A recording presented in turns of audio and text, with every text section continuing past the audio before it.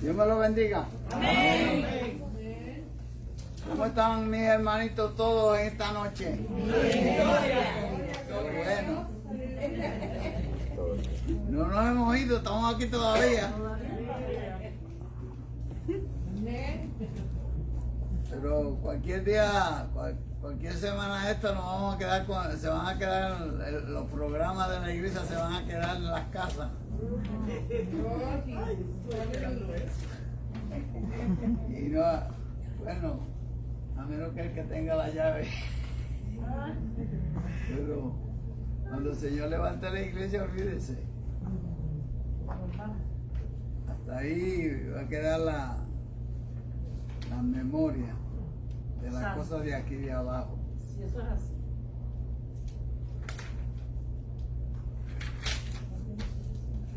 Un diagnóstico de Cristo a la iglesia.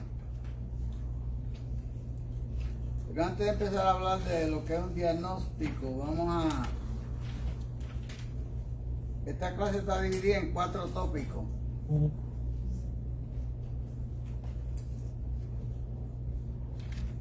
Porque hay 4 iglesias y cada iglesia pues compone un tópico de la clase. La hermana Iri, la hermana Iri le toca la verdad central, pero no la tiene que leer ahora. Okay. Lo que, El pensamiento central.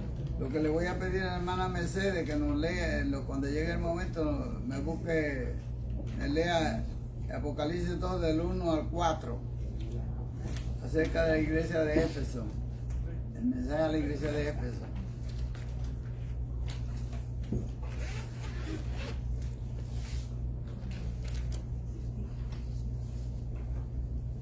El hermano Héctor, esto es el nombre de él, ¿verdad? Maldonado. Héctor Maldonado. Cuando llegue el momento, el verso 8, 9 y 10.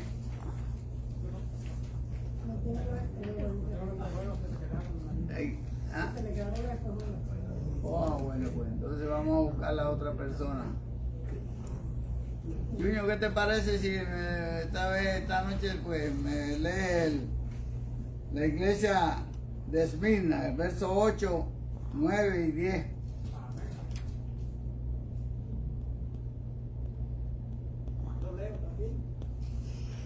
¿Quieres leer esta noche?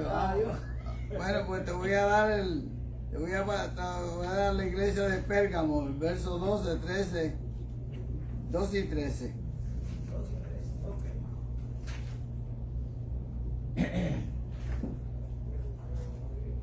Y una de las pechos, ¿cuál de las dos? Amén, Dios le bendiga. Le voy a dar el verso 18 y 19, los últimos 2 textos que te tratan con la iglesia de Tiatira.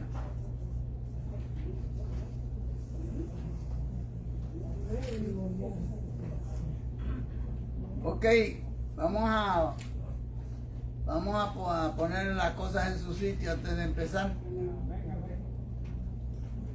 En aquella época no había templo en esta. O sea, llamar a la iglesia de Éfeso no significaba que tenía un templo, sino que la palabra iglesia significa congregación. Eso es lo que significa iglesia, la palabra iglesia. Entonces, por ejemplo, nosotros los que nos sentamos aquí en este lugar somos la iglesia. Entonces esto es el templo. Las paredes y el techo está el templo. La iglesia somos nosotros. O sea que si nosotros nos reunimos debajo de un árbol, la iglesia está reunida debajo del árbol. Entonces, en Éfeso había una iglesia, pero no tenía templo porque la persecución era tremenda. Entonces, hablar de la iglesia de Éfeso, la gente tiene la idea de que había una iglesia ahí en esa ciudad. Más bien, sería más correcto decir la congregación que hay en Éfeso. Igual que la congregación que hay en Esmirna, porque estos son nombres de ciudades. Éfeso era una ciudad, Esmirna era una ciudad. Entonces, quiero hacer claro esto para que no vayamos a tener la idea de la que habían iglesias, porque ahora cuando se habla de iglesia, pues uno piensa que tienen un edificio. Igual que cuando se habla de Pérgamo, era otra ciudad. Y la otra ciudad era Teatira. En las 4 ciudades habían 4 iglesias, 4 congregaciones.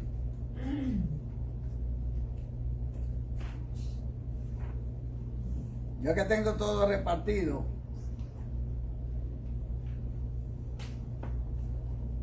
quiero...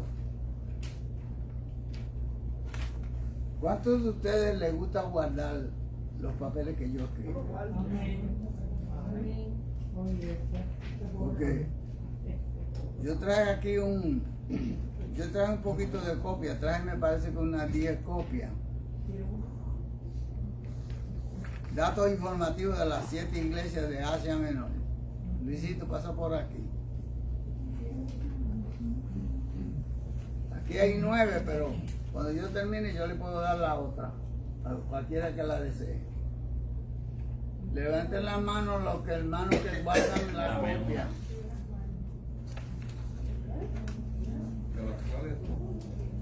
Si acaso alguno se queda sin una copia de esa, como yo la guardo en la computadora,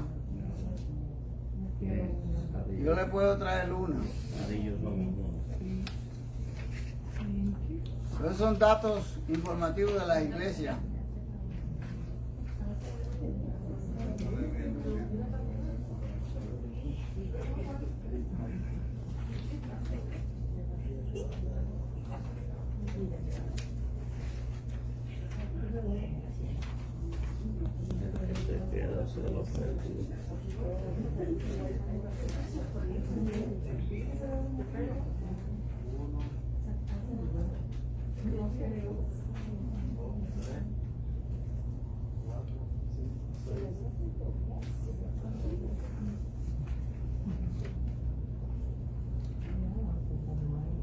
Ok, le voy a explicar lo que es un diagnóstico.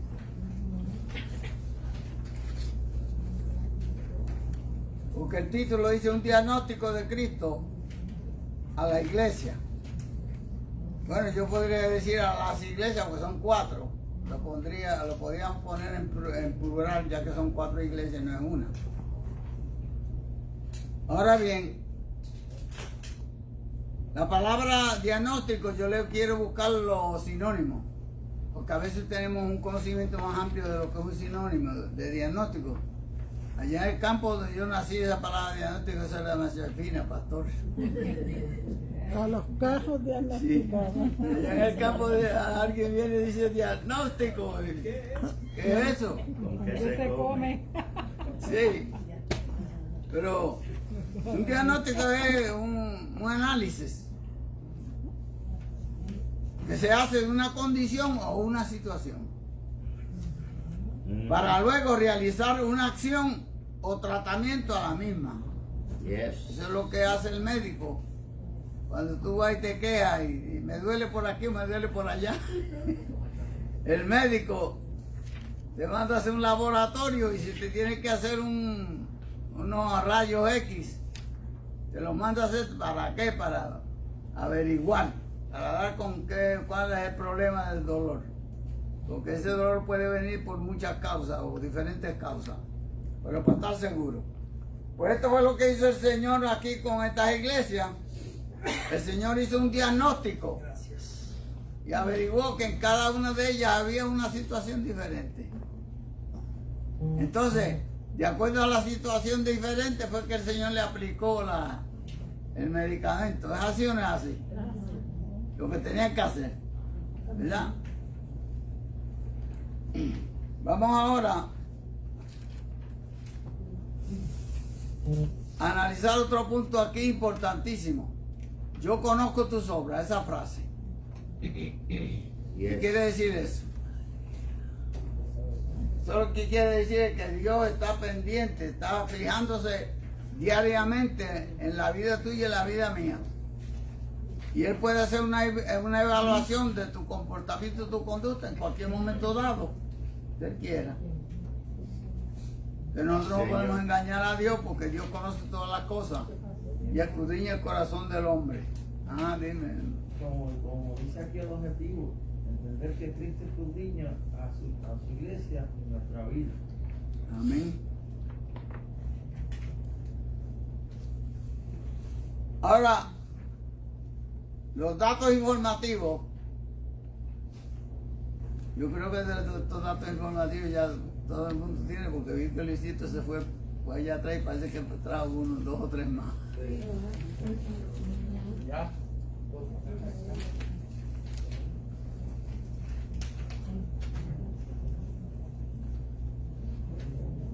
Esa lámina de los datos informativos, vamos a conocer un poquito más las iglesias. Antes de empezar a leer la porción bíblica, vamos a conocer las iglesias. Cada iglesia recibe el nombre de la ciudad donde estaban ubicadas. Algo de lo que le estaba diciendo. Cada iglesia recibe el nombre del lugar donde estaban ubicadas. O sea que no era que la iglesia se llamaba Esmirna, sino que estaba en la ciudad de Esmirna. No era que la iglesia se llamaba Éfeso, sino que estaba en la ciudad de Éfeso.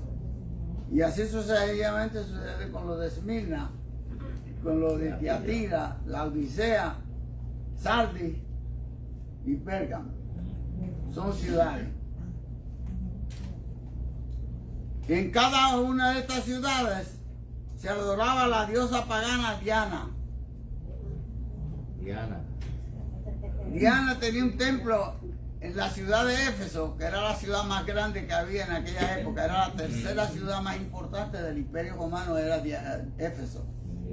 Y esa ciudad era bien grande y era el centro. De ahí fue que surgieron las demás iglesias. Pero ahí había un templo que era lo más hermoso que había en toda la ciudad de Éfeso, que era el templo de Diana. ¿Y quién era Diana? Una diosa que le llaman la diosa de la fertilidad.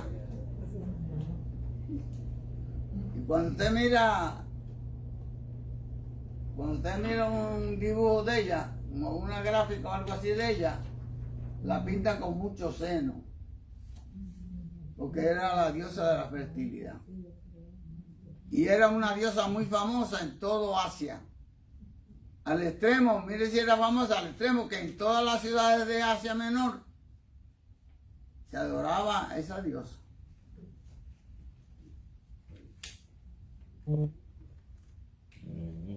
Número 3. En la mayoría de estas ciudades se adoraba al emperador de Roma como una deidad. Eso es otra cosa. El emperador de Roma se adoraba. Y el problema era que era obligatorio. Era obligatorio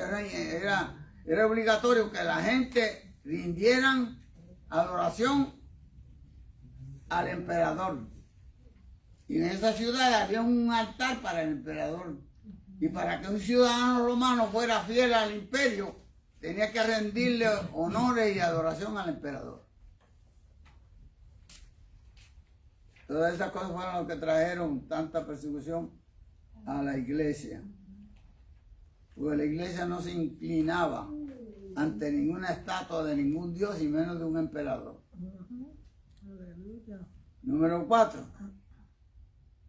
En estas iglesias había altares de adoración para diferentes dioses. O sea, en todas estas ciudades había múltiples altares.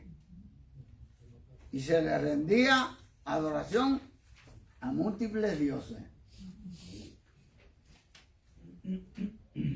Número 5. En el templo de la diosa Diana, sus ceremonias religiosas involucraban actos sexuales. Habían unas sacerdotisas en el templo mujeres que eran prácticamente como si fueran unas prostitutas y practicaban una ceremonia a la diosa en el mismo altar con actos sexuales con hombres. Era una combinación de idolatría e inmoralidad. Idolatría porque estaban rindiendo honor y adoración a Diana. Inmoralidad porque lo que habían era un pecado ahí de fornicación. Adulterio de todo. Número 6. Para la época del apóstol Juan, cuando el apóstol escribió esta carta a cada iglesia, ya habían muerto aproximadamente unos 40,000 cristianos, muchos de ellos quemados en hogueras. Cuando se escribieron estas cartas para estas iglesias, ya la persecución había cobrado 40,000 vidas. Lo que quiere decir, hermanos, que era para estar adorando escondido. Muchas veces, cuando ellos se reunían para hacer oraciones y para orientarse unos a otros haciendo reflexiones de la palabra, lo tenían que hacer escondido, porque era un asunto de vida o muerte. La persecución era terrible. Número 7. Las persecuciones imperiales duraron aproximadamente unos 200 años y probablemente más. Se desconoce el número de mártires que murieron en todo ese periodo de tiempo. O sea que se desconoce.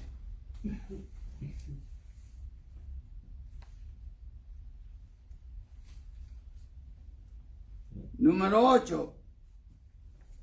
Estas 7 ciudades de Asia Menor estaban comunicadas por unas carreteras, por donde podían viajar las personas a caballo o por carretas tiradas por caballo. O sea, todas, como eran 7 ciudades, estaban comunicadas por una carretera, porque ustedes saben que Roma fue la que inventó las carreteras. Ellos fueron los que inventaron las carreteras. Ya para esa época comunicaban las ciudades, como eran ciudades comerciales, había mucho comercio, para poder mover la mercancía. Roma hizo una carretera que comunicaban estas ciudades unas con otras. Se podía viajar a caballo o también con carretas tiradas con caballos, y de esa forma también transportaban mercancía.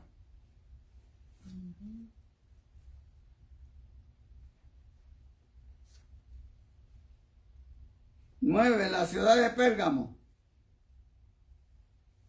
obtuvo su nombre debido a que en dicha ciudad se inventó y se elaboró las pieles de animales para escribir en pergaminos, algo muy superior al papiro de los egipcios.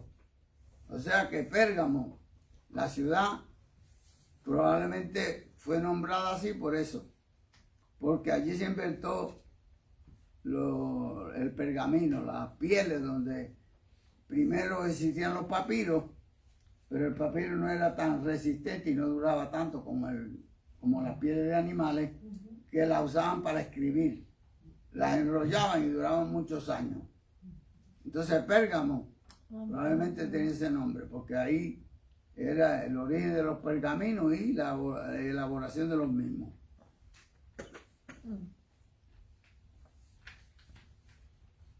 Resumen de todo esto. Los grandes problemas que tuvieron que enfrentar las iglesias de los primeros siglos de la era cristiana se debió, número 1, a la falta de maestros adiestrados en materia de instrucción bíblica. Antes no abundaban los maestros, no era fácil conseguir un maestro. Así que un grupo de personas se convertía al evangelio, y como se estaban convirtiendo muchos paganos al evangelio también, ustedes saben que las personas que entran al evangelio y no tienen conocimiento del evangelio tienen que ser enseñados, hay que darle seguimiento. Pero en aquella época no habían casi maestros y el número de gente crecía y crecía, y lo peor de todo era que existía mucho analfabetismo. No se vaya muy lejos, no tenemos que irnos 2000 años atrás para saber la cantidad de analfabetismo que había en el mundo. Cuando yo era niño, cuando yo estaba niño, que tenía algunos 6, 7, 8 años, la mayoría de la gente que vivía en el barrio donde yo nací, no sabían leer ni escribir. Entonces eso no era en el barrio donde yo nací. En Puerto Rico, para la época del 30 y del 40, había un analfabetismo que eso era tremendo.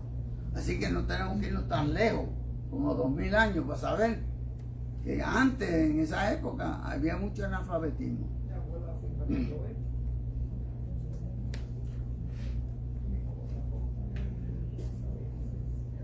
Ese era uno de los problemas. 2. El alto índice de analfabetismo que dominaba en aquellos tiempos era el problema que estoy acabando de decirlo. Eso era otro problema para enseñar y darle estructura a la gente en el Evangelio. Si ahora con la gente sabe escribir, teniendo la Biblia, teniendo iglesia, habiendo múltiples maestros que pueden enseñar la Biblia, todavía existen gente que se pasan por ahí haciendo cosas y mantienen cierta cantidad de ignorancia que los hace a veces vivir una vida descuidada espiritualmente, ignorando un sinnúmero de cosas que son básicas y fundamentales de la Biblia, ignorándolas. ¿Por qué?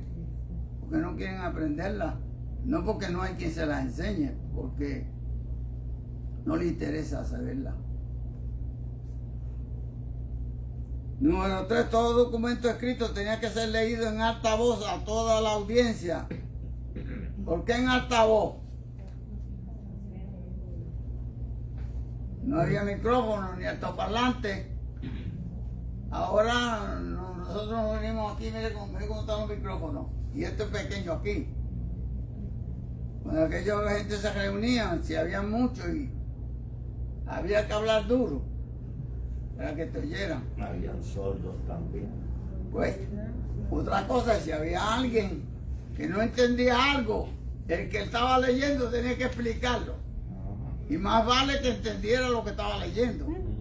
Porque hay gente que leen las cosas y no las entienden tampoco. Pero si había uno en la multitud que decía que le explicara eso porque no lo entendía, el deber de la persona que estaba frente era explicarlo.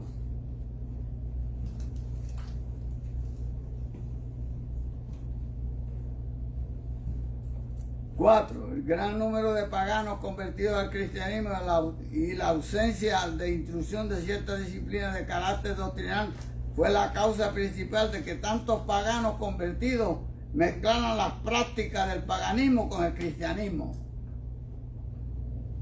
Era el problema que tenían las 7 iglesias.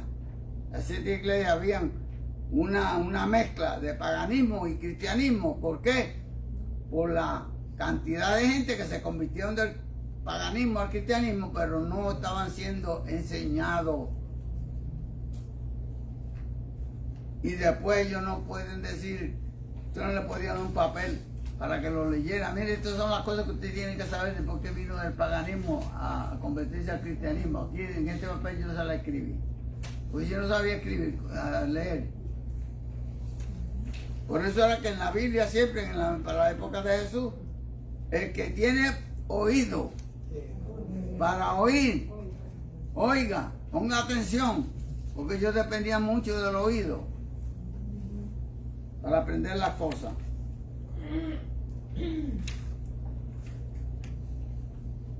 Ahora vamos a darle a la hermana Iri para que nos lea el pensamiento central.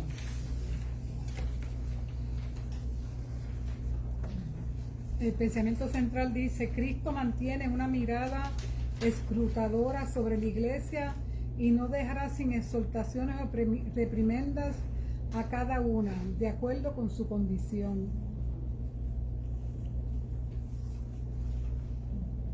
Amén. La hermana ahí dice que eso se explica solo. Amén. Esto es así. Hermana Mercedes, yo le di la primera parte de la clase, ¿verdad? Amén. Ah, pues me la puede leer ahora. Dios les bendiga a todos. Amén. Leemos en el nombre del Padre, del Hijo y del Espíritu Santo. Amén. Apocalipsis 2:1. Escribe al ángel de la iglesia en Éfeso, el que tiene las 7 estrellas en su diestra, el que anda en medio de los 7 candeleros de oro, dice esto: yo conozco tus obras y tu arduo trabajo y paciencia, y que no puedes soportar a los malos, y has probado a los que dicen ser apóstoles y no lo son, y los han hallado mentirosos. Pero tengo contra ti que has dejado tu primer amor. Hasta el 8. El 3 y el 4 ahí. era, ¿verdad? El Hasta 3 ahí, porque también. esa es la primera iglesia. Y hermana Mercedes y no quería decir nada.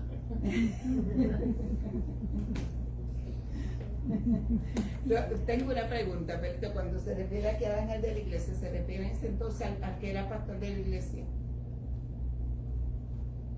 Eso es un asunto que quiero explicarle ahora, ya que la hermana hizo la pregunta. Hay varios conceptos, no es el único, ese es uno de ellos. Pero algunos piensan que se refería a que cada iglesia había mandado, decían que cada iglesia de esta había mandado un mensajero a Juan, porque estaban distantes una de la otra, eran muchos kilómetros de distancia que había entre una iglesia y la otra, no existía eso de automóviles como nosotros aquí, que nos montamos en un automóvil y caminamos la ciudad de Orlando en cuestión de unos cuantos minutos, la distancia. Entonces, algunos dicen que se refería a los mensajeros que la iglesia mandó a Juan. Y ellos llevaron esas cartas a cada iglesia. Otros dicen que era que un ángel, el ángel que protegía esa iglesia. Eso me suena como catolicismo. Sí, probablemente esa corriente teológica puede ser que pertenece a los teólogos católicos. Porque si hay un ángel que protege la iglesia, ¿a usted no le parece que entonces estamos dándole un sentido figurado? Y aquí esto no es para entenderlo en un sentido figurado. Si se entiende que el ángel de la iglesia se refiere a aquella persona, fuera un anciano, un presbítero, un pastor, que era el responsable de cuidar de esa congregación. Eso es lo que esa es mi opinión y lo que yo pienso, ¿verdad? Porque no podemos tampoco estar llevando todo al sentido figurado, decir que todo es metafórico, porque eso es un peligro también, porque entonces hubo filósofos griegos que dijeron que la Biblia toda era un libro metafórico, y eso no es verdad. Pero hay gente que todo lo convierte en algo figurado. Y hay cosas que se toman en sentido figurado, en sentido metafórico, pero hay cosas que son simbólicas, pero hay cosas que son literales. Y hay que separarlas y estudiarlas separadamente para no incurrir en errores. Pero yo pienso que sí, que se trataba de las personas que estaban encargadas de la iglesia. Puede ser que hubiera un pastor, puede que hubieran algunos ancianos que estuvieran encargados, pero el ángel de la iglesia aquí aparentemente es aquella persona que es responsable de ese grupo, de esa congregación. La introducción de la clase. Un diagnóstico de Cristo a la iglesia. Introducción. Éfeso fue la primera iglesia y el centro cristiano más grande en Asia Menor en la época del apóstol Juan, de Juan Apóstol.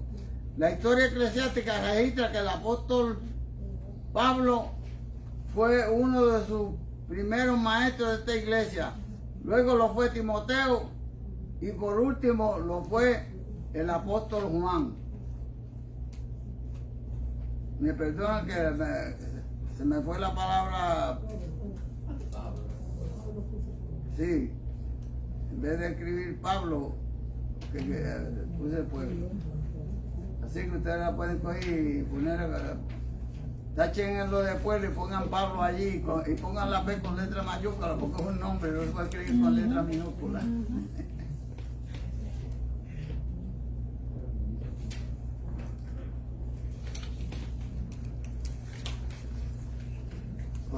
corríjanlo para que no vayan, cuando estén leyendo después, en alguna ocasión en el futuro lo lean, sepan que yo lo que quise decir fue Pablo. Pablo fue el fundador de la iglesia de Éfeso. Tuvo aproximadamente unos 2 o 3 años en Éfeso.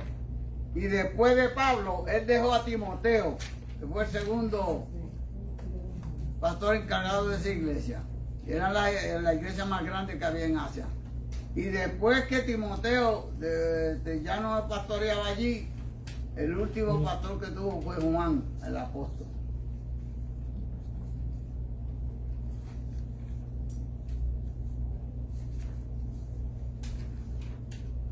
Cuando Juan pastoreaba la iglesia de Éfeso, la mayoría de los apóstoles habían muerto y la congregación estaba siendo pastoreada por un nuevo liderazgo debido al destierro de Juan a la isla de Patmos. Juan fue perseguido por Domiciano, el emperador Domiciano, lo agarró y lo mandaron por la isla de Patmos porque se muriera allá. Y allí fue donde el Señor recibió el Apocalipsis. Él recibió la revelación del Apocalipsis en la isla de Patmos. Entonces la iglesia estaba en manos, no sabemos después.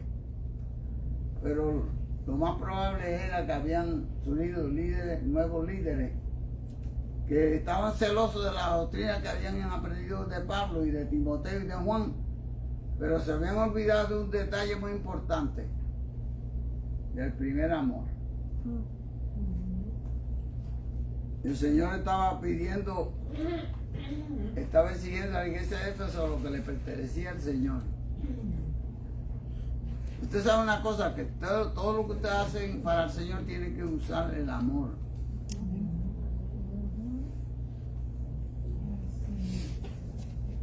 Para que entienda bien por qué se censuró a Éfeso, ahí yo le puse una cita bíblica, que está en 1 Corintios 13, 1, 7.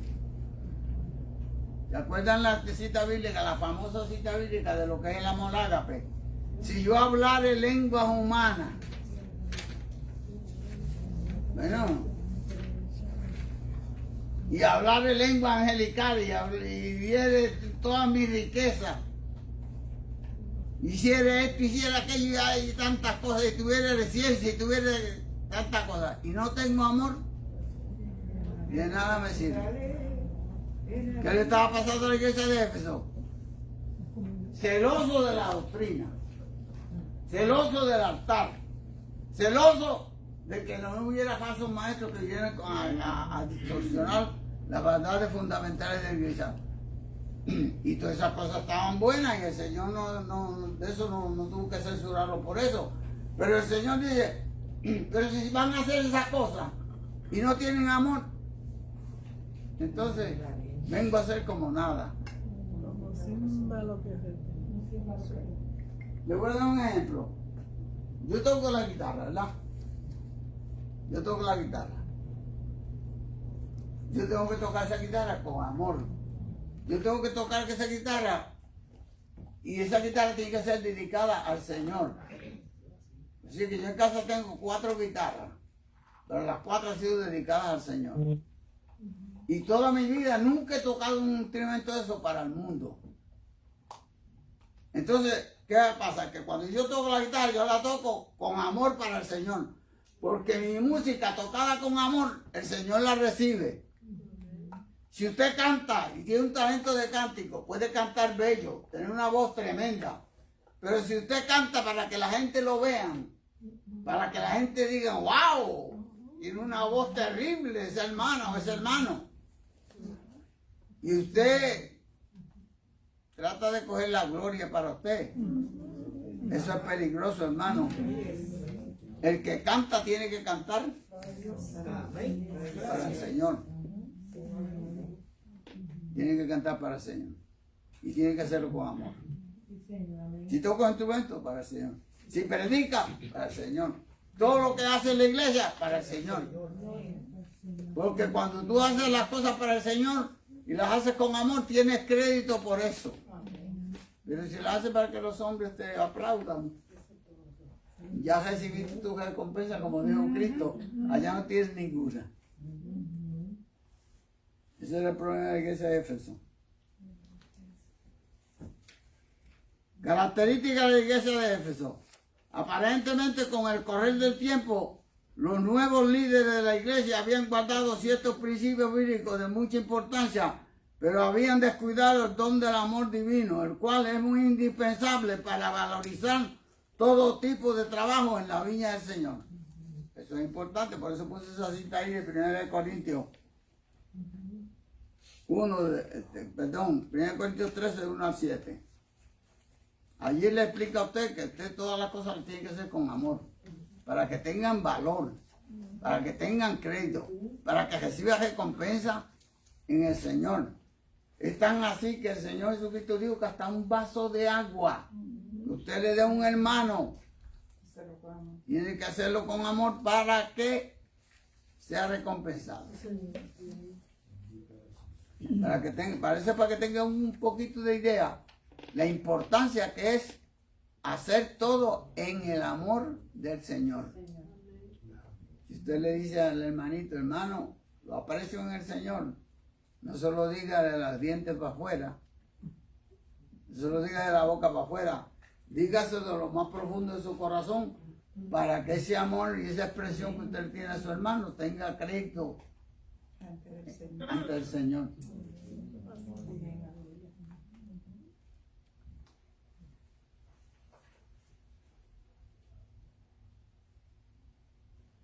Ok, vamos ahora a leer la otra parte de la porción bíblica, porque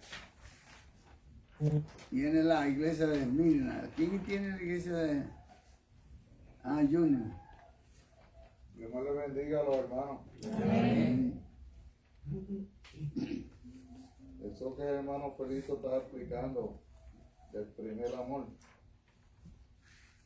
eso no es que estoy contradiciendo al hermano Felito, eso es así, como lo acaba de explicar.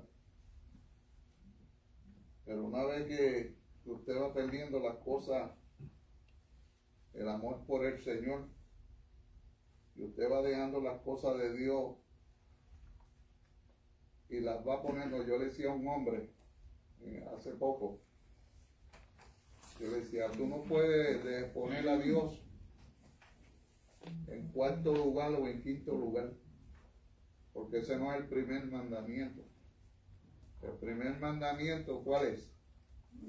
Amarás a tu Dios con todo tu corazón, con toda tu fuerza. Entonces, una vez usted tiene ese amor en su corazón y sigue amando al Señor, entonces Cristo lo hizo en uno, y a tu prójimo como a ti mismo. Una vez usted tiene ahí al Señor y usted sigue amando al Señor, como cuando el primer día cuando usted se convirtió, usted va a seguir amando a los hermanos igual manera, y va a seguir amando la iglesia, y va a seguir amando el puesto que usted le tiene, que el Señor lo ha puesto en la iglesia. Eso es lo que se requiere. Y hermano Felito lo explicó tremendo, gloria al Señor. Pero escuche lo que dice aquí. Escribe el ángel de la iglesia en Esmirna, el primero y el postrero, el que estuvo muerto y vivió, dice esto: yo conozco tus obras y tu tribulación y tu pobreza, pero eres rico, y la blasfemia de los que se dicen ser judíos y no lo son, sino sinagoga de Satanás. No temas nada lo que vas a padecer. He aquí, el diablo echará a algunos de vosotros en la cárcel para que seáis probados, y tendréis tribulación por 10 días. Sé fiel hasta la muerte, y yo te daré la corona de la vida. Entonces puede sacar muchísimo de esto. Esta clase yo la estuve estudiando, una cosa que esto es precioso, maravilloso, hermano. Y como decía nuestro hermano Felito, en estos días da pena, ¿verdad? De que nosotros, esta gente que escribe en estos libros tan lindos, y pasan horas, porque esto no se escribe de un día para otro, pasan horas y meses, hermano, escribiendo estos expositores. Y este es el maestro, este es el que ellos le explican bien chévere. Entonces, estaría de más yo pagar el dinero que vale este libro y que lo dejara allí en casa al lado, igual que la Biblia. Usted tiene esto para estudiarlo, para leerla. Entonces, una vez nosotros atesoramos eso, pues el Señor no nos va a demandar como a las otras iglesias, sino le va a decir como le dijo en Mirna. Mire lo que dice aquí, no voy a hablar más nada, me voy a sentar, voy a leer solamente. La ciudad de Mirna estaba situada a unos 50 kilómetros de la costa del norte de Éfeso. Fue un centro de la adoración a Tiberio, el emperador romano. En este mensaje no hay reproche alguno para la iglesia. Jesús se identifica como el primero y el postrero, el que tuvo muerto y vivió. Lo primero revela su eternidad e igualdad con el Padre. Lo segundo identifica con el más profundo de los sufrimientos humanos, la muerte. No obstante, esa identificación lo unía más a esta iglesia que pasaba por pruebas de la persecución, con especialidad de judíos que blasfemaban a Dios y servían a Satanás. Y la blasfemia que los que se dicen ser judíos y no lo son, sino sinagoga de Satanás. Apocalipsis 2:9. Sin embargo, en Dios el consuelo siempre es mayor que el sufrimiento. Jesús, el que estuvo muerto y vivió, obteniendo así una victoria absoluta sobre la muerte. Ahora, anima a la iglesia a seguir sus pasos, ser fiel hasta la muerte, y yo te daré la corona de la vida. Así, Apocalipsis 2:10. La Biblia habla de varias coronas para los redimidos. Corona de oro, Apocalipsis 4:4, corona de justicia, segunda de Timoteo 2:8, corona de gloria, primera de Pedro 5:4, corona de vida. Esta última será entregada por Jesús mismo, hermano. Qué lindo, gloria al Señor, vale la pena servirle al Señor. Amén. Nos van a entregar una corona.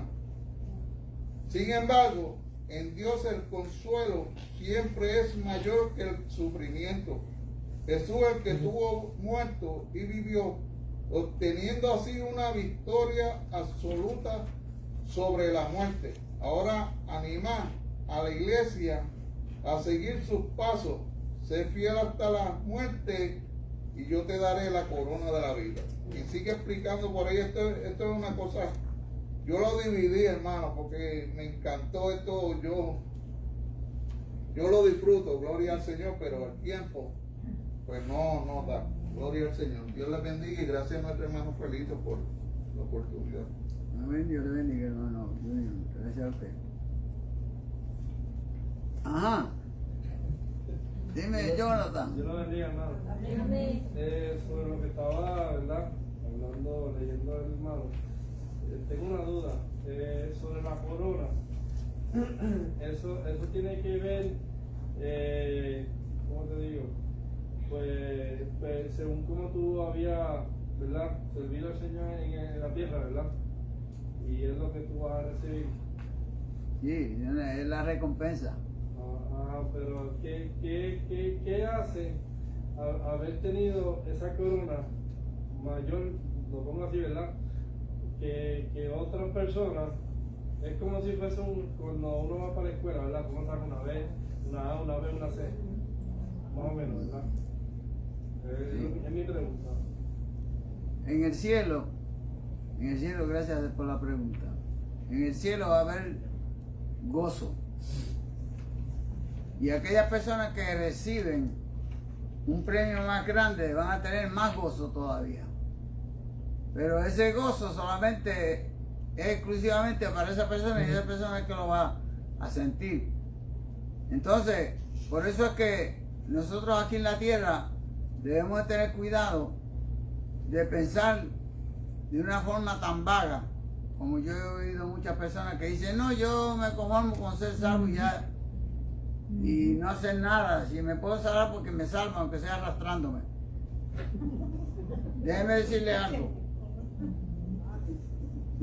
Cuando nosotros recibimos de Dios algo, Él nos hace responsables de eso que te da.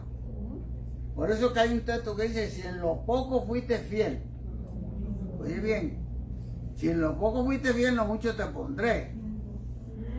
Aunque usted sea una persona que se considere poquita, ¿verdad? Y que no pueda hacer como hace otro, nosotros nunca debemos estar midiéndonos con otras personas, porque cada persona, ¿verdad? Cuando viene a la viña del Señor hace aquellas cosas que el Señor le asigna que haga, pero que el Señor no pone carga sobre ti que tú no puedas llevar. Si el Señor te pone una responsabilidad, tú tienes que llevarla a plenitud, cumplir la plenitud, porque el Señor sabe que tú estás capacitado para ejercerla y ejecutarla. Entonces el Señor te va a recompensar cuando tú haces el máximo. Cuando usted lee la parábola de los talentos en la Biblia, te va a encontrar que a uno le dieron 3 talentos, a otro le dieron 5 y a otro le dieron 1. ¿Por qué el Señor le reparte diferentes talentos y a uno solamente le dio 1? Porque este solamente tiene capacidad para multiplicar 1. Al que le dio 5 tenía más capacidad para hacerlo. Pero si el que tenía 5 hubiera actuado como el que al que le dieron 1, ese va a tener un problema más grande, porque tenía más capacidad, más inteligencia para poder ejecutar y asumir la responsabilidad que el Señor le señaló y no lo hizo. Aleluya. La Biblia dice que el pecado está en aquel que sabiendo hacer las cosas buenas, no las hace. Porque eso es negligencia. Entonces en el cielo va a haber premio. Y por eso habla de toda esa corona. Lo que estaba leyendo Junior. Mientras más grande es el premio tuyo, más grande va a ser el gozo. Y en el cielo también va a haber posiciones. Tú sabes que en el cielo hay arcángeles, querubines, serafines. Hay rango entre los ángeles. Y yo creo que entre el pueblo del cielo también lo va a ver. Sí, para aclarar un poquito sobre eso, hermano, la Biblia dice que va a haber un tribunal de Cristo, que tú vas a ser coronado de acuerdo a lo bueno y lo malo que traiga en esta tierra. Entiendo que ahí es que tú vas a recibir tu corona, de acuerdo a lo bueno y lo malo que traiga en esta tierra. Amén. Bueno, le voy a leer rápidamente aquí la característica de la iglesia de Esmirna.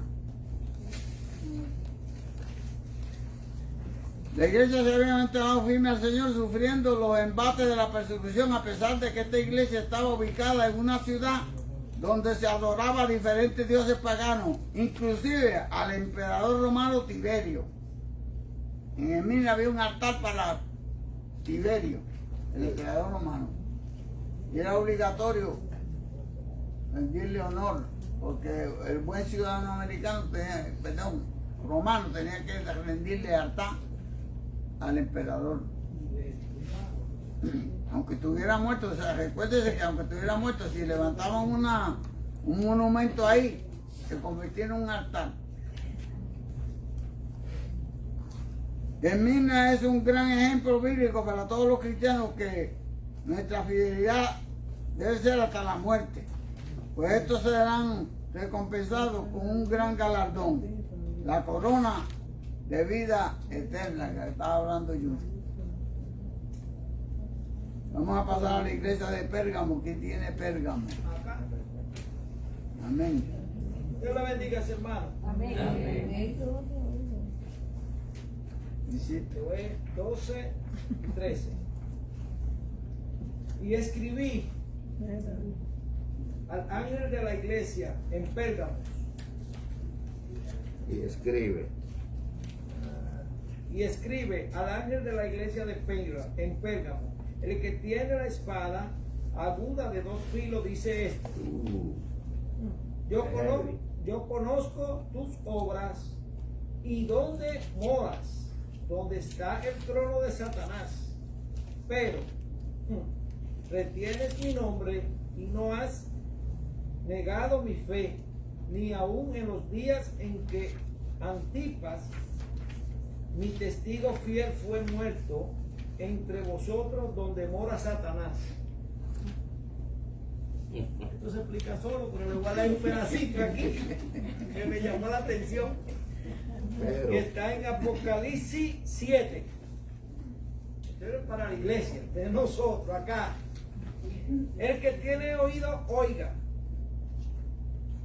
Oiga lo que el Espíritu dice a la iglesia, a las iglesias. Al que venciese, le daré a comer del árbol de la vida, el cual está en medio del paraíso de Dios. A todas las iglesias. A todas las iglesias. A toda la iglesia. A todas las iglesias de Jesús. Ese era Jesús, la última palabra que el Señor le dio. Recuerden que la situación de cada iglesia, aunque fueran diferentes, todas eran consecuencias de la gran persecución que había contra la iglesia. A uno le venía el mal de una manera y a otro de otra. Pero la orientación del Señor era, Él estaba pendiente a la iglesia, y esto era una forma de consolar a la iglesia, porque al traerle este mensaje de que el Señor está pendiente, de que ellos están sufriendo y que está mirando lo que está pasando, eso te da ánimo y fuerza para tú seguir siendo fiel. Por eso es que él siempre decía, el que venciere, o sea, que el que venciere, el que sea venciere, se recibirá la corona de vida. Una forma buena de orientar a la persona. La iglesia, característica de la iglesia de Pablo, en esta iglesia quedaba un remanente fiel, pero el líder encargado de esta congregación fue censurado por tolerar ciertas herejías dentro de dicha congregación. Había maestros que enseñaban la doctrina de Balaán y otros que enseñaban la doctrina de los nicolaitas. A Pérgamo el Señor le llamó el lugar donde estaba el trono de Satanás. Algunos comentaristas afirman que tal vez se trataba de un centro de altares paganos. En otras palabras, que en la iglesia de Pérgamo había altares para todos los dioses, inclusive los del emperador. Y como había tanta idolatría, el paganismo allí estaba fuerte. El ser cristiano y vivir en un sitio donde hay tanta idolatría y tantos altares paganos, pues entonces hace que eso ejerce una presión. Eso ejerce presión en la vida espiritual de los cristianos. Que se contaminen también. Sí, y en toda esta iglesia no se crean, en toda esta iglesia había un remanente. El Señor mantenía un remanente, pero eso es que decía, conozco que hay ahí este, que hace aquello, que hace el otro, que hace el otro. Había un remanente fiel en cada iglesia, pero había un mal que había que corregirlo, porque cuando usted no corrige un mal a tiempo dentro de la iglesia, hermano, eso puede dañar al resto que queda. Sí, como un cáncer, como una lepra. Entonces, por eso que estas cartas llegaron. Esta carta es como un 9-11. Para tratar de corregir un mal dentro de la iglesia, que si no se corrige a tiempo, puede terminar dañando toda la iglesia. Pero entonces estas cartas están llamando la atención a la persona, al ángel de la iglesia, que es la persona responsable. Responsable del estado espiritual de estas congregaciones. Entonces, cuando el mal se mete dentro de la congregación, el que tiene que tomar cuenta es aquella persona que el Señor responsabilizó.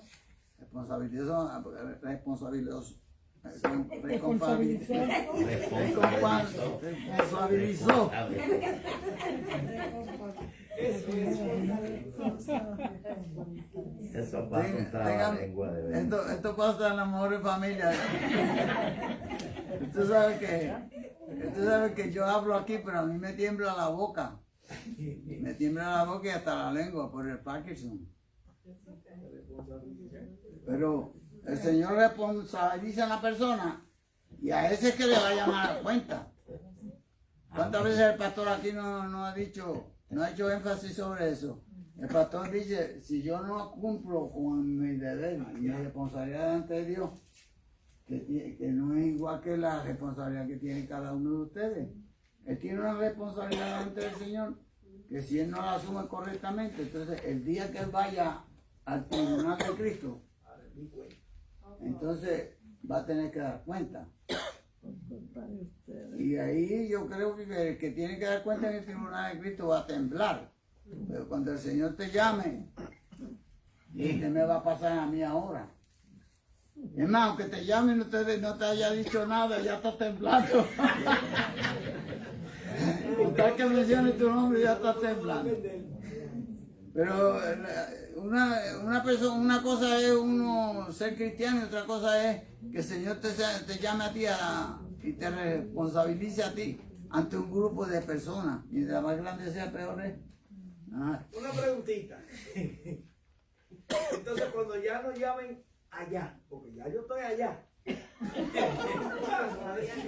Casi, pero casi. Exacto, ya yo estoy allá y me llaman a rendir cuenta. Ya me van a decir, ya yo no muevo para abajo. Ya yo estoy bien. Es que tú no vas a querer volver. Esa es la pregunta que siempre me he preguntado.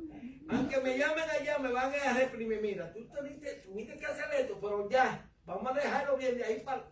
Ya yo estoy bien, ¿verdad? Ya el primero hecho de estar ahí ya está salvo. Ya está salvo. Eso es. Me llamaron al capítulo, pero ya estoy bien. Esa es. Si subes allá arriba es porque estás bien.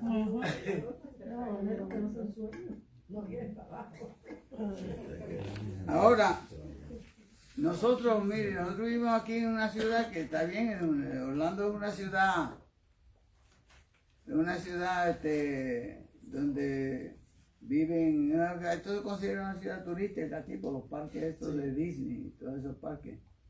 Pero estas ciudades no eran así como en Orlando. Estas eran ciudades donde habían altares paganos y eso eran ceremonias paganas y todas esas cosas. Están envueltos muchos espíritus satánicos en estas ceremonias. Entonces los hermanitos que vivían en esas ciudades tenían una presión terrible, no como nosotros aquí. La situación, no podemos comparar una cosa con la otra. Era una situación difícil. Y encima de eso, la persecución, que tenía que estar escondido. Porque en Pérgamo la situación era que, igual que el caso de Esmirna, que le llaman la iglesia sufriente, los hermanos de Esmirna los metían presos y muchos de ellos terminaban muertos. Entonces cuando tú ves que estaban, si nosotros nos sucediera algo así, que aquí en Estados Unidos nos prohibieran a nosotros predicar, reunirnos, alabar al Señor, y nosotros nos involucrábamos por ahí escondidos en una casa a adorar al Señor, si nos descubren, ¿qué usted cree que va a pasar? O te llevan preso o puedes terminar, quién sabe, hasta muerto. Entonces, esa era la situación que tenían ellos. O sea que ellos estaban en una situación no como nosotros. Y para uno tener un conocimiento más amplio y más claro o más real de estas cosas, uno tiene que haberlo vivido. Porque no es lo mismo hablar de ella en una escuela bíblica como estamos hablando aquí. No es lo mismo hablar de eso como no haber experimentado lo que realmente es eso. Por eso yo le digo que esta iglesia de Pérgamo estaba en una situación que si habían algunos que estaban siendo fieles, pero estaban ahí tranquilitos, calladitos. Y el Señor los protege y les garantiza protección. Vamos a leer la última iglesia, que es la de Tiatira. Dios bendiga, hermano. Amén. Dice, y escribe al ángel de la iglesia en Tiatira, el Hijo de Dios, el que tiene ojos como llamas de fuego y pies semejante al bronce bruñido. Dice esto: yo conozco tus obras y amor y fe y servicio y tu paciencia, y que tus obras postreras son más que las primeras. Ok, estas dos iglesias, la iglesia de Pérgamo y de Tiatira tenían, los males de estas dos iglesias eran muy similares. Muy similares. Uno tenía la doctrina de Balaam y los nicolaitas. ¿Y qué es lo que enseñaban? Pues Balaam lo que enseñó fue a que Balaam era un profeta, un falso profeta que había en el Antiguo Testamento, que como no pudo maldecir el pueblo de Israel, cuando los reyes de Cananeo le dijeron que maldijera el pueblo de Israel, él no lo pudo maldecir. Entonces él se inventó, diabólicamente se inventó una idea. Él sabía que si el pueblo de Israel caía en idolatría y en fornicación, Dios se iba a encender en ira y lo iba a matar. Y así mismo fue. El falso profeta fue tan malvado que se fue y llevó mujeres paganas de Canaán, mujeres paganas, y las metió en el medio del pueblo de Israel, para que el pueblo cayera en el pecado de la fornicación. Y eso es un pecado inmoral. Y eso es un pecado que Dios detesta, que lo aborrece. Y también cayeron en idolatría. Y aquí en estas dos iglesias, en la iglesia de Tiatira y en la iglesia de Pérgamo, tenían ese pecado que estaba practicando dentro de muchos hermanos que estaban dentro de la iglesia, porque los nicolaitas decían que lo que el cuerpo hacía no afectaba el espíritu. Lo que el cuerpo hacía no afectaba el espíritu. Lo que quería decirle es que si el cuerpo cometía fornicación,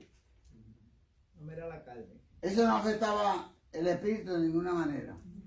Entonces, ¿qué pasa? Que había muchos hermanitos que estaban cometiendo fornicación porque estaban siendo persuadidos por esas doctrinas diabólicas.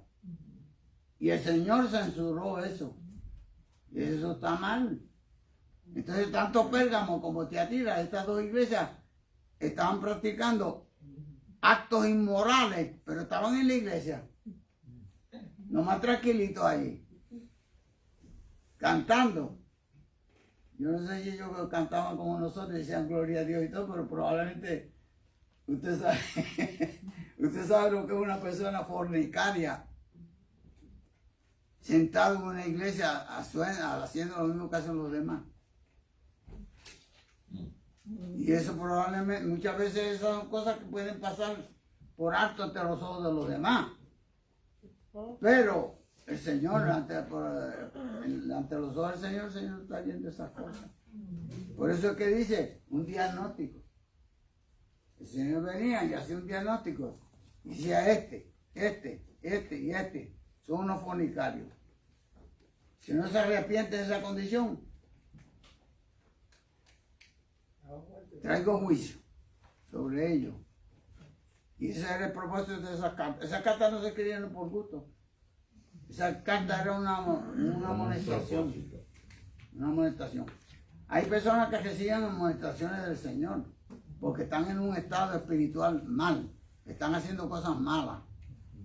Y lo están haciendo ocultamente o en forma de secreto, porque nosotros los seres humanos no podemos ver la condición espiritual de las personas por dentro.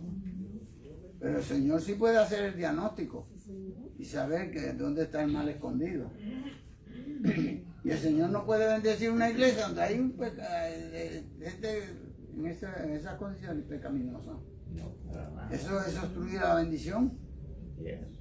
Por eso que viene, interviene con estas cartas, mandándole estas cartas para que se corrija. Porque un diagnóstico se hizo un diagnóstico y encontró que había un montón de enfermos que estaban padeciendo de un mal que no se podía tolerar, que era la palabra que se usó ahí. No se podía tolerar ese mal porque ese mal impide que la bendición de Dios se manifieste dentro de la iglesia. Y otra cosa es que hay enfermedades que son contagiosas, como el coronavirus, que nos tiene a todos común. Como sale. Usted sabe que para el pastor, que para 1919, en 1919, después de la Primera Guerra Mundial, hubo un virus, una pandemia que la gente se ponían las mascarillas esas. Todavía ustedes buscan la historia, las imágenes, la fotografía. Pero, ¿quién aquí nació en el 1918 por lo menos para contar? Aquí no hay nadie. Eso lo que quiere decir que para nosotros esto es algo nuevo. Porque no hay ninguna persona aquí que haya nacido en aquella época. Pero las pandemias siempre han existido. En el mundo ha habido muchas pandemias mortales y mucho más peligrosas que la del virus del COVID-19. Así mismo es. La doctrina de Balaam fue un falso profeta que condujo a Israel a la idolatría y a cometer fornicación con mujeres paganas. Los nicolaitas enseñaban que ningún acto cometido por el cuerpo jamás afectaba el alma. En otras palabras, el adulterio y la fornicación no afectaba el alma. Para ellos. Unos tremendos hermanitos. Para ellos. Pastor, usted se salvó porque imagínense que se metieran aquí. Ay, mi madre. Salían corriendo. Colado.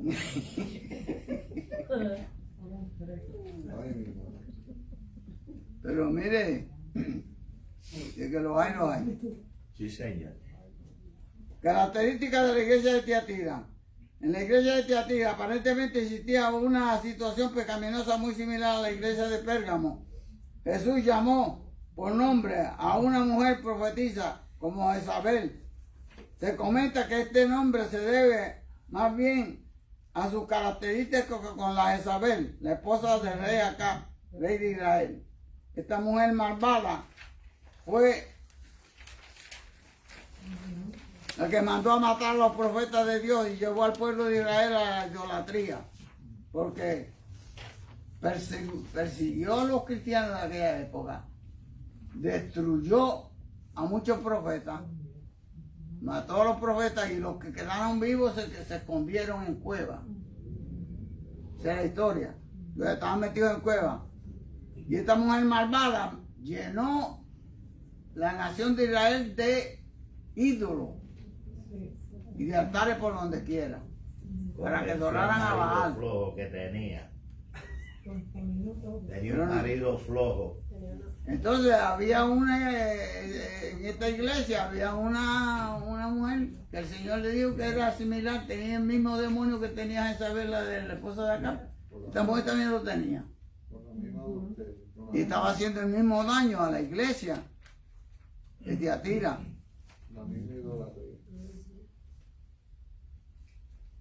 La amada Jezabel de la iglesia de Tiatira también había causado un desastre espiritual, persuadiendo a muchos cristianos a la idolatría y a la fornicación.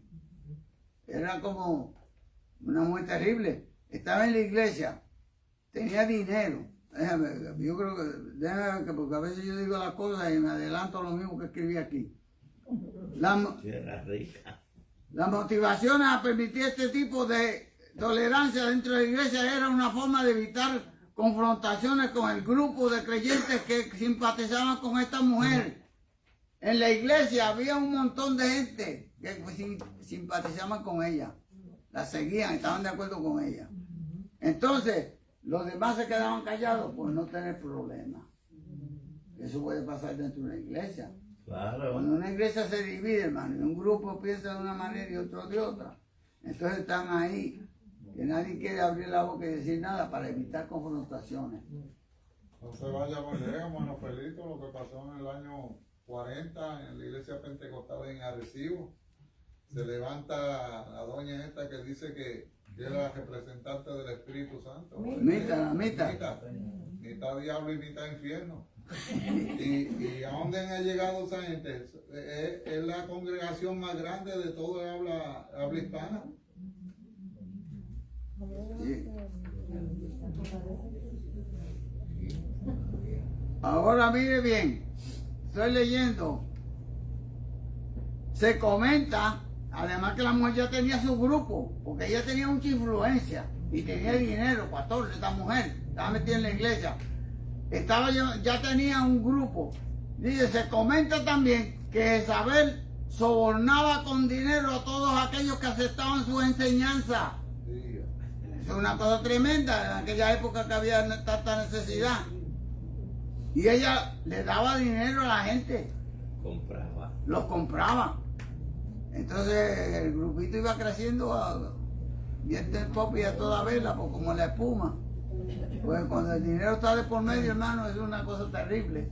Hay que tener mucho cuidado. Sí, le daban crédito a las enseñanzas de ellos mismos. Sí.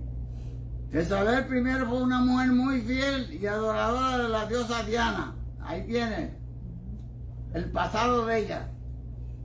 Quién sabe, había sido también, quién sabe, una sacerdotisa de la diosa Diana, Simplemente. de la que hacía la ceremonia delante del altar. Y ahora estaba metida allí, haciendo una encubierta. Por tanto, su infiltración al cristianismo solo fue con los malvados propósitos de alejarlo de su fe cristiana. O sea, que se metió allí, se infiltró allí para dañar la iglesia, para alejarlo de la fe cristiana. ¿Usted sabe lo que son los jesuitas de la iglesia católica? Eso hacen ese trabajo. Esa es la mafia de la iglesia. Los jesuitas de la iglesia católica se pueden meter en cualquier iglesia, infiltrarse en cualquier iglesia pentecostal y hacerse pasar por pentecostales, cantar, aplaudir, decir hasta aleluya y gloria a Dios. Pero a veces lo que están es buscando hacerle daño a la iglesia de alguna manera u otra. Esa es la orden. Y cuando terminen su misión, a veces destruyen la iglesia. Oye, matan los pastores. Las enseñanzas pertinentes de esta clase. Porque ahora ya se me acabó el tiempo. Las enseñanzas pertinentes de esta clase. Vamos a ver, hablamos de historia, hablamos de datos históricos y todo lo que da. Pero vamos a ver, ¿qué aprendemos de esto? Porque esto sucedió hace 2000 años. Pero hay cosas que se llaman la aplicación. ¿Cómo podemos aplicar? ¿Qué podemos extraer de estas enseñanzas, de este incidente de 2000 años? Casi. Que podamos aprender algo que podamos aplicar a nuestra vida y a la iglesia actual.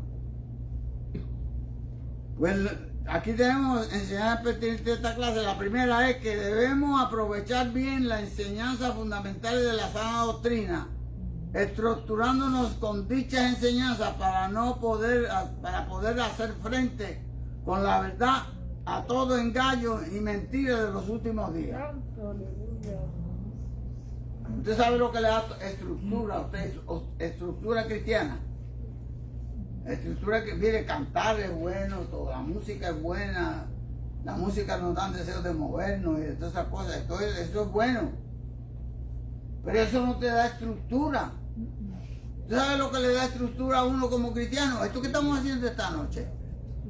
La disciplina número uno del cristiano es el estudio bíblico. La palabra. Porque eso es lo que te da estructura, te da forma, te da molde en la vida cristiana, te capacita. Y si alguien viene con un engaño o haciendo una distorsión de una verdad bíblica, con cántico no se resuelve eso, ni con la música tampoco. Pero si tú estás bien estructurado en la palabra de Dios, te das cuenta rápido, puedes detectar el engaño y la mentira que se diga en la iglesia. Por eso que es importante, para mí siempre es importante que la primera disciplina, la número 1, es el estudio bíblico. Y después está la oración. Y el tercero, congregarse en la iglesia, no dejar de congregarnos. Número 2, que las fuerzas satánicas en contra de la iglesia de Cristo se van incrementando a medida que se acercan los últimos días. Se van incrementando como está sucediendo ahora mismo. Este año no se comenzó como el año pasado. El año pasado y este año hay una diferencia grandísima, casi como el cielo a la tierra. Pero las cosas de este año se han puesto color de hormiga. Y a medida que nos estemos acercando al arrebatamiento de la iglesia, las cosas van a ir siendo peor. Y cada día el enemigo va a ir sacudiendo. Como le dijo Cristo, ¿sabe lo que Jesús le dijo a Pedro? Satanás ha venido donde mí a pedirme permiso para zarandearte. Pero ¿sabes lo que es zarandearle? Zarandearle era jamaquearlo. Y a medida que la iglesia esté acercándose al arrebatamiento de la iglesia, las cosas se van poniendo más fuertes. Y el que está bien firme es el que permanece. El que permanece porque las cosas se ponen fuertes. Esos que están así, mitad y mitad. Esos que están hoy estoy, mañana no. Esos no van a llegar al fin de la carrera. Santo Dios. Es más, yo diría más. Se supone que la iglesia debe estar preparada ya. No es asunto de estar preparando, no es que debemos estar ya preparados, vestidos para viajar. Aleluya. Oye. Número 3, que lamentablemente no todos los cristianos están debidamente preparados para lidiar contra la mentira, el engaño de los últimos días, porque en los últimos días van a venir engaños disfrazados de verdad. Así es. Por eso que hay tanta gente que están cayendo. Porque el engaño, la mentira la disfrazan.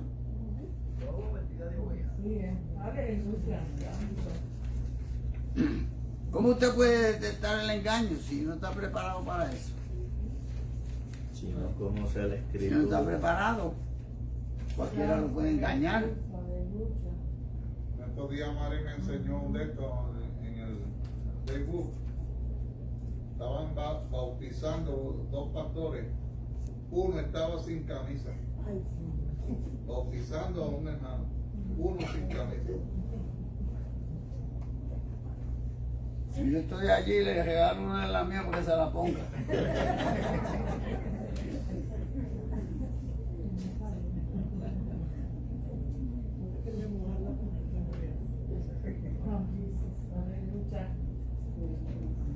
Número 4, que la verdadera iglesia de Cristo no está identificada con nombres, apodos, apellidos. Más bien la iglesia de Cristo es una iglesia invisible dentro de una iglesia visible.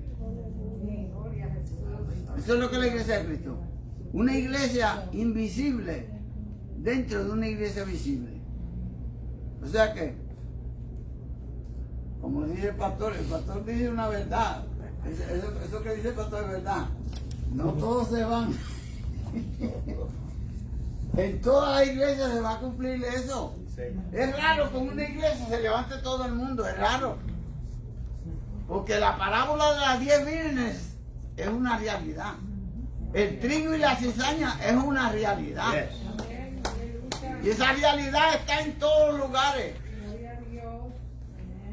Así es. Mire, si el Señor viniera aquí, hiciera un diagnóstico. Si Cristo viniera aquí, Cristo viniera y empezara a hacer un diagnóstico, a mirarlos a cada uno. A mirarlos a cada uno. ¿Usted cree que todos íbamos a tener el mismo diagnóstico? Pues de eso que está hablando esta clase. El Espíritu Santo hace diagnóstico. Y lo va a hacer antes del rapto. Vamos a suponer que el Señor venga esta noche. Vamos a suponer que el Señor viniera esta noche. Pues probablemente puede estar haciendo un diagnóstico ahora mismo. Y de acuerdo al resultado del diagnóstico, es el que se va con el Señor. Porque va a venir un momento de lamentación. Porque quien se quede cuando el Señor levanta la iglesia se va a lamentar. Porque ahí no hay. Diga, hermana Liz. Así que estoy pensando, ¿verdad? En la Biblia dice que no contristáis al Espíritu Santo de Dios, por el cual ha sido sellado para el día de la redención. Sí, eso es correcto. ¿Sabe qué es lo que separa a Dios del hombre? La maldad, el pecado, ¿ves? La falta, que algo que el Espíritu diga, yo me tengo que apartar, no puedo estar ahí. Entonces, para que entonces el Espíritu de Dios, ¿sabe? Uno tiene que estar tratando, pidiéndole perdón, ¿sabe? El Señor, haciéndose ese examen ahí, yéndose antes de dormir. La gente se entretiene y se van y se le olvida orar antes de dormir. Y en esa noche durmiendo ahí, y pedir, Señor, da problemas, fallé hoy, me alteré, digo, cualquier cosa, siempre en las noches, antes de cerrar los ojos, mire, Señor Dios mío, a cuentas con el Señor, y siempre le dice, Señor, gracias por tu Hijo amado Jesucristo y gracias por tu Espíritu Santo. O sea, en parte de la oración, porque es importante, porque gracias a ese Espíritu Santo, sabe que nos dirige, dice a toda verdad y toda justicia. Amén. Y a veces pues nos vamos en esa verdad. Estamos tratando, ¿verdad?, de que creen que estamos en la verdad, pero no, por la conducta. Entonces, eso es bien importante tenerlo, porque como una ocasión yo hablaba con mis hijas y decía, el que esté sellado, que el Espíritu de Dios está en él, en el momento de ese arrebatamiento, ese es como el cohete, el combustible, el que nos va a despegar de aquí. Ahora, el que no lo tenga, ¿dónde va a despegar? Se quedaron, ¿entiendes? Y eso es algo bien un asunto, y más ahora que estamos escuchando, que estamos viendo las señales, las cosas que están pasando, y mientras más pueda uno seguir arreglando y tratando, ¿sí?, para ese momento. Amén. Porque como usted dice, que la iglesia, se supone, o sea, que hay que estar preparado ya. Amén. Ya hay que estar esperando al Señor, hermano, en cualquier momento ya hay que estar esperando, se quede lo que se quede aquí. Y la conclusión que ustedes tienen ahí en el buqueo, al final la conclusión dice, actualmente la iglesia de Cristo es como un sembrado de trigo, donde desafortunadamente ha nacido la cizaña. Por lo tanto, el trigo que representa la iglesia será tomado en el rapto, y la paz y la cizaña serán quemadas en el fuego. Y eso es triste. Felito, preguntan aquí, ¿dónde se hace el juicio de los condenados? ¿Suben al cielo para ser después condenados? Eso es una pregunta que está un poquito fuera de las 7 de la carta de las 7 iglesias, pero el juicio de los condenados, los perdidos, si es lo que ella quiere decir, o él, eso va a suceder al final del milenio, cuando el Señor en el gran juicio del trono blanco que habla en el Apocalipsis va a resucitar, en la segunda resurrección va a resucitar a todos los que se perdieron para ser condenados junto con los demonios y Satanás. ¿Pero en la tierra o en el cielo? Pregunta la persona. Ella pregunta que si suben y después son bajados. Bueno, suben al cielo para ser después condenados. Aparentemente arriba. hay algo arriba, porque dice que va a ser en el gran juicio del trono blanco. Así que entonces eso tiene que ser en alguna parte del cielo. Porque ellos van a ser resucitados para eso. Después, de todos modos, esté preparado para que se quede allá arriba, ¿ok? Que no lo tengan que bajar. Dios me los bendiga a todos. Gracias por sintonizarnos, ¿ok? Amén. Yo quiero hacer un comentario. Termino o seguimos. Así, hágalo, pastor. Pues denme un segundito, que el pastor quiere hablar. hablar. El pensamiento central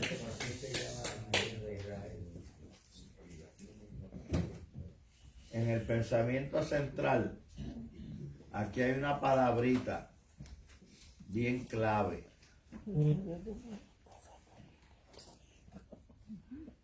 ¿Eh?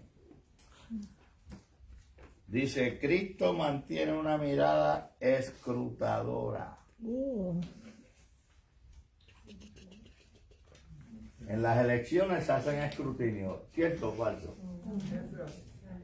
Cuando no salen muy bien las cosas, se hacen unos escrutinios.